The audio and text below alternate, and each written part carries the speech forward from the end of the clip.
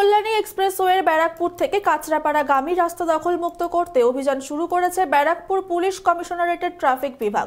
শুক্রবার জগদ্দলের বাসুদেবপুর থানার অন্তর্গত এক্সপ্রেসওয়ের ধারে বিভিন্ন এলাকা দখলমুক্ত করতে অভিযান শুরু করেন এসিপি জগদ্দল।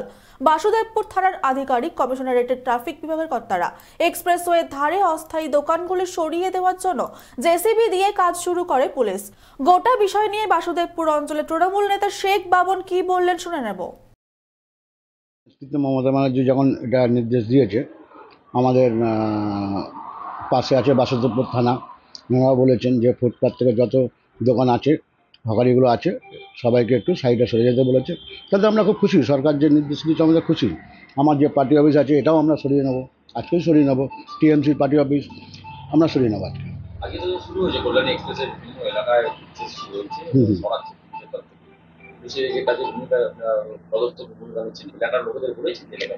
হ্যাঁ, আমরা বলে দিয়েছি, সবাই বলি হ্যাঁ ঠিক আছে, আমাদের যত লোক আমাদের আমরা সরিয়ে নেবো। হ্যাঁ, পুরো সম্পন্ন হবে সবাই। জগদ্দল থেকে হিমাংশু শেখর ভট্টর রিপোর্ট, চ্যানেল 24/7।